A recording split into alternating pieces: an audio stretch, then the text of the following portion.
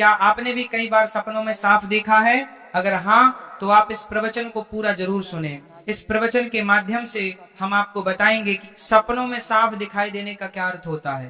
प्राचीन पुराणों में सपनों में सांप देखने के अर्थ के बारे में विस्तार से बताया गया है। इन सपनों का हमारे जीवन से कोई ना कोई नाता होता है। प्राचीन काल से ही नागों को पूजनीय माना गया है, और जब ये नाग हमारे सपनों में आते हैं तो हमें हमारे भविष्य से जुड़े संकेत देते हैं। कुछ संकेत तो इतने महत्वपूर्ण होते हैं कि उन्हें हमें कभी लक्ष्य नहीं करना चाहिए।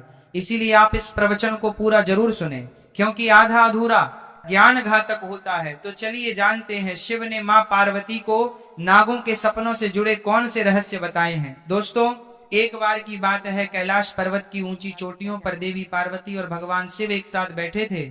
हिमालय की शीतल बयार और बर्फ से ढकी चोटियों के बीच पार्वती जी ने भगवान शिव से पूछा, हे स्वामी, मुझे बताइए कि सपनों का क्या अर्थ होता है? क्या उनके पीछे कोई गुण संदेश छुपा होता है? मनुष्य जो सपने देखते हैं उन सपनों के क्या अर्थ होते हैं? कृपया आप मुझे सपनों के रहस्य के बारे में बताइए। भगवान शिव ने मुस्कुराते हुए देवी पार्वती की ओर देखा और कहा, हे देवी, सपने हमारे अवचेतन मन की अभिव्यक्ति होते हैं। वे हमारे जीवन की घटनाओं, भावनाओं और आकांक्षाओं का प्रतिबिंब होते हैं। हर सपना कुछ ना कुछ अर्थ रखता है और हमें आने वाली घटनाओं की पूर्व सूचना देता है। देवी पार्वती ने फिर पूछा, हे स्वामी, अगर किसी को सपने में सांप दिखाई दे तो इसका क्या अर्थ होता है? मनुष्यों को सपने में सांप क्यों दिखाई देते हैं? क्या सपने में सांप देखने से कोई संकेत मिलते हैं? तो कृपया मुझे विस्तार से बताइए। भगवान शिव ने उत्तर दिया, हे पार्वती, आपने यही कहा है। सपने में अगर सांप दिखाई देता है तो वह भविष्य से जुड़ा महत्वपूर्ण संकेत होता है। इस विषय को समझाने से पहले मैं तुम्हें एक प्राचीन कथा सुनाता हूँ। यह कथा एक राजा और आस्तिक मुनि की है।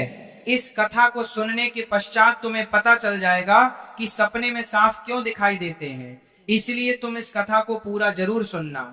जो भी इस कथा को ध्यान से सुनता है उसे उसके सपनों का शुभ फल प्राप्त होता है। उनकी दरिद्रता दूर हो जाती है और आने वाले संकट भी टल जाते हैं। देवी पार्वती कहती है, हे स्वामी, मैं आज इस कथा को ध्यान से पूरा अवश्य सुनूंगी।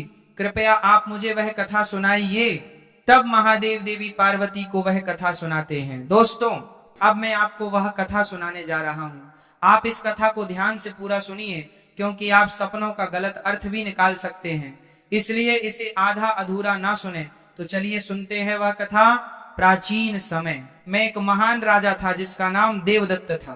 राजा देवदत्त न केवल अपने पराक्रम और शौर्य के लिए प्रसिद्ध थे, बल्कि वे एक धर्मपरायण और न्यायप्रिय शासक भी थे। उनका राज्य विशाल और समृद्ध था और उनकी प्रजा उनसे अत्यधिक प्रेम और सम्मान करती थी। राजा देवदत्त का आचरण निष्पक्ष, सहृदय और करुणामय था।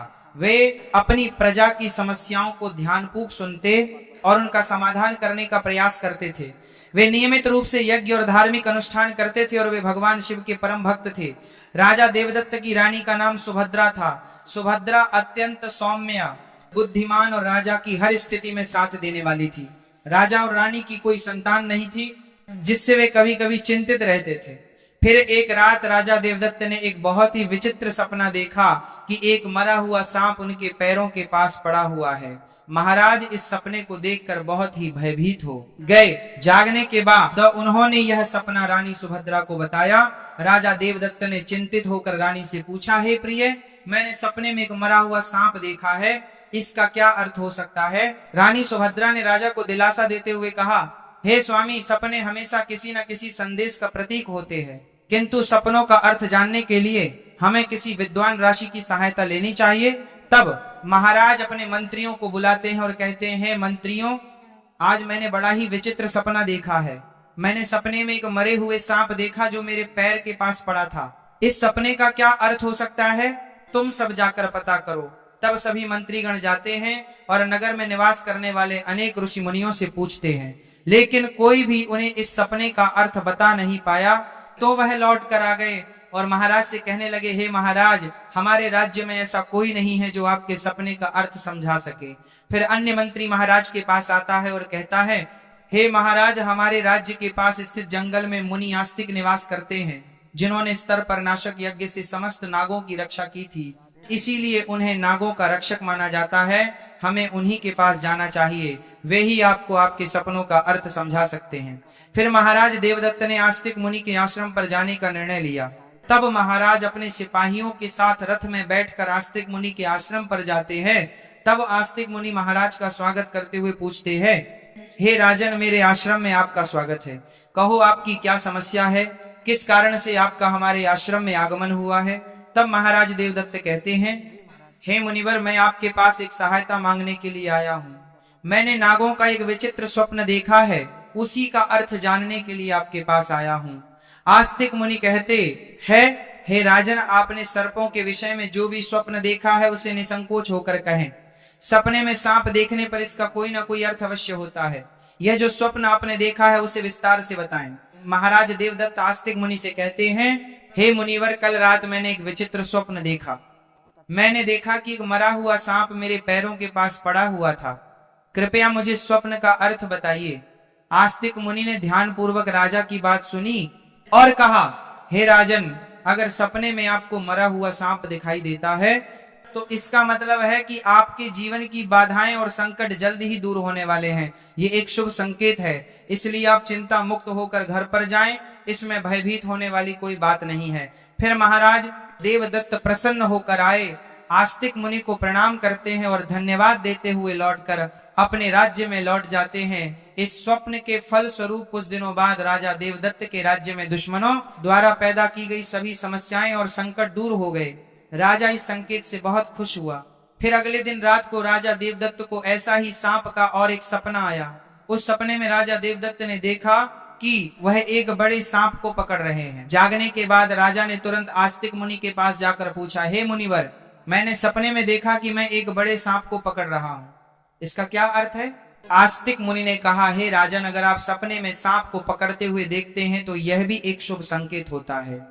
यह दर्शाता है कि आप भविष्य में अपनी मेहनत से धन संपत्ति प्राप्त करेंगे और उसे सही तरीके से इस्तेमाल करेंगे। कुछ दिनों बाद राजा ने एक बड़े युद्ध में विजय प्राप्त की और राज्य की संपत्ति में वृद्धि हुई। राजा देवदत्त का तीसरा सपना। एक अन्य रात राजा देवदत्त ने सपने में देखा कि एक सांप उड़ता हुआ दिखाई दे रहा है। जागने के बाद राजा ने तुरंत आस्तिक मुनि के पास जाकर पूछा, हे मुनिवर, मैंने सपने में एक उड़ता हुआ सांप देखा है, इसका क्या अर्थ है? आस्तिक मुनि ने कहा, हे राजन, अगर सपने में सांप उड़ता हुआ दिखाई देता है तो यह उन्नति और प्रगति का प्रतीक होता है। इसके बाद राजा के राज्य में व्यापार और कृषि में उन्नति होने लगी। राजा देवदत्त का चौथा सपना। कुछ दिनों बाद राजा देवदत्त ने सपने में बार बार काले रंग का सांप देखा। वह चिंतित होकर आस्तिक मुनि के पास गया। राजा ने उनसे पूछा, हे मुनिवर, मैंने सपने में बार बार काले रंग का सांप देखा है, इसका क्या अर्थ है? आस्तिक मुनि ने कहा, हे राजन, अगर सपने में बार बार काले रंग का सांप दिखाई देता है तो यह काल सर्प दोष का संकेत है। हालांकि ज्योतिष शास्त्र में इसका निवारण भी बताया गया है। आस्तिक मुनि के निर्देशानुसार राजा ने पूजा पाठ किया और दोष से मुक्ति पाई। राजा देवदत्त का पांचवा सपना। फिर एक रात राजा देवदत्त ने सपने में हरे रंग का सांप देखा। जागने के बाद राजा ने तुरंत आस्तिक मुनि के पास जाकर पूछा, हे मुनिवर, मैंने सपने में हरे रंग का सांप देखा है, इसका क्या अर्थ है? आस्तिक मुनि ने कहा, हे राजन, अगर सपने में हरे रंग का सांप दिखाई देता है तो ये एक शुभ संकेत है और यह निकट भविष्य में आपके साथ घटने वाली किसी अच्छी घटना की ओर इशारा करता है। इसके बाद राजा के राज्य में अच्छी फसल हुई और प्रजा बहुत खुशहाल हो गई। राजा देवदत्त का छठवां सपना। एक अन्य रात राजा देवदत्त ने सपने में सफेद रंग का सांप देखा। जागने के बाद राजा ने तुरंत आस्तिक मुनि के पास जाकर पूछा, हे मुनिवर, मैंने सपने में सफेद रंग का सांप देखा है, इसका क्या अर्थ है? आस्तिक मुनि ने कहा, हे राजन, सपने में सफेद रंग का सांप दिखाई देना भी शुभ संकेत है, जिससे धन की प्राप्ति होती है। कुछ दिनों बाद राजा को एक अज्ञात स्रोत से बहुत सारा धन प्राप्त हुआ। राजा देवदत्त का सातवां सपना। राजा देवदत्त ने सपने में देखा कि एक सांप डरकर भाग रहा है। जागने के बाद राजा ने तुरंत आस्तिक मुनि के पास जाकर पूछा, हे मुनिवर, मैंने सपने में एक सांप को डरकर भागते हुए देखा है, इसका क्या अर्थ है? आस्तिक मुनि ने कहा, हे राजन, अगर सपने में सांप को किसी से डरकर भागते हुए देखते हैं तो ये एक अशुभ संकेत है और ये दर्शाता है कि आपको आपके शत्रुओं से धोखा हो सकता है। कुछ दिनों बाद राजा के करीबी मंत्री ने उन्हें धोखा दिया, लेकिन राजा समय रहते सतर्क हो गए और उन्होंने उस मंत्री को कैद कर लिया और दंड दिया। राजा देवदत्त का 8वां सपना। एक अन्य रात राजा देवदत्त ने सपने में देखा कि एक सांप उन्हें काट रहा है। जागने के बाद राजा ने तुरंत आस्तिक मुनि के पास जाकर पूछा, हे मुनिवर, मैंने सपने में देखा कि एक सांप मुझे काट रहा है, क्या अर्थ है इसका? आस्तिक मुनि ने कहा, हे राजन, अगर सपने में सांप आपको काटता है या आपका पीछा करता है तो यह किसी अशुभ घटना की सूचना होती है। कुछ दिनों बाद राजा को गंभीर बीमारी ने घेर लिया, लेकिन वे मुनि के आशीर्वाद से ठीक हो गए। राजा देवदत्त का 9वां सपना। एक रात राजा देवदत्त ने सपने में नाग नागिन का जोड़ा देखा। जागने के बाद राजा ने तुरंत आस्तिक मुनि के पास जाकर पूछा, हे मुनिवर, मैंने सपने में नाग नागिन का जोड़ा देखा है, इसका क्या अर्थ है? आस्तिक मुनि ने कहा, हे राजन, अगर सपने में नाग नागिन का जोड़ा दिखाई देता है तो यह संकेत है कि आपके पूर्वज आपको सूचना दे रहे हैं कि आपको अपने कुल देवी देवता की उपासना करनी चाहिए। राजा ने मुनि के निर्देशानुसार कुल देवी देवता की उपासना की, जिससे उनके राज्य में सुख शांति बनी रही। राजा देवदत्त का 10वां सपना। एक रात राजा देवदत्त ने सपने में सांप के बच्चे देखे जो उनके सिंहासन पर बैठे हुए थे। जागने के बाद राजा ने तुरंत आस्तिक मुनि के पास जाकर पूछा, हे मुनिवर, मैंने सपने में देखा कि सांप के बच्चे मेरे सिंहासन पर बैठे हुए हैं, इसका क्या अर्थ है? आस्तिक मुनि ने कहा, हे राजन, अगर सपने में सांप के बच्चे दिखाई देते हैं और वे आपके सिंहासन पर बैठे हुए हैं तो यह संकेत है कि आपके घर में जल्द ही संतान का आगमन होगा, आपका पुत्र महान बनेगा और आपके राज्य का उत्तराधिकारी होगा। कुछ महीनों बाद रानी सुभद्रा ने एक पुत्र को जन्म दिया। वह पुत्र बड़ा होकर एक महान राजा बना और अपने पिता के राज्य का उत्तराधिकारी बना। राजा देवदत्त का 11वां सपना। एक रात राजा देवदत्त ने सपने में सांप और नेवले की लड़ाई देखी। जागने के बाद राजा ने तुरंत आस्तिक मुनि के पास जाकर पूछा, हे मुनिवर, मैंने सपने में सांप और नेवले की लड़ाई देखी है, इसका क्या अर्थ है? आस्तिक मुनि ने कहा, हे राजन, अगर सपने में सांप और नेवले की लड़ाई होते हुए देखते हैं तो यह इस बात का संकेत है कि आपके सामने आपके गुप्त शत्रु का खुलासा हो जाएगा और उसके साथ आपकी लड़ाई भी होगी। कुछ दिनों बाद राजा के गुप्त शत्रु का पर्दाफाश हुआ और राजा ने उसे परास्त कर दिया। राजा देवदत्त का 12वां सपना। एक रात राजा देवदत्त ने सपने में देखा कि एक सांप शिवलिंग से लिपटा हुआ है। जागने के बाद राजा ने तुरंत आस्तिक मुनि के पास जाकर पूछा, हे मुनिवर, मैंने सपने में सांप को शिवलिंग से लिपटा हुआ देखा है, इसका क्या अर्थ है? आस्तिक मुनि ने कहा, हे राजन, अगर सपने में सांप को शिवलिंग से लिपटा हुआ देखते हैं तो यह दर्शाता है कि भगवान शिव की आपको कृपा प्राप्त होगी पर आपकी कोई विशेष मनोकामना पूर्ण होगी। इसके बाद राजा ने भगवान शिव की आराधना की और उनकी विशेष मनोकामना पूर्ण हो गई। राजा देवदत्त का 13वां सपना। एक रात राजा देवदत्त को भयंकर सपना आया।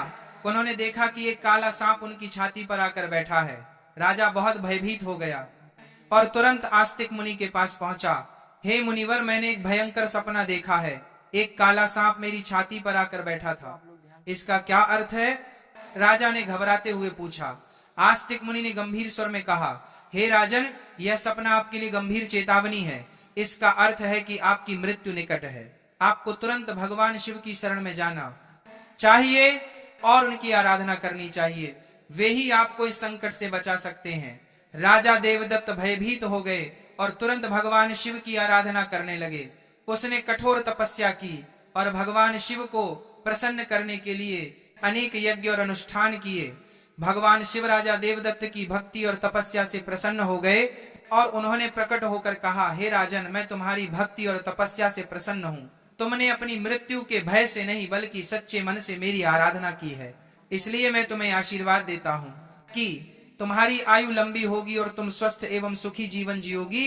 राजा देवदत्त ने श्रद्धा पूर्वक कहा, हे देवों के देव महादेव, आपकी कृपा से मेरी आयु लंबी हो गई।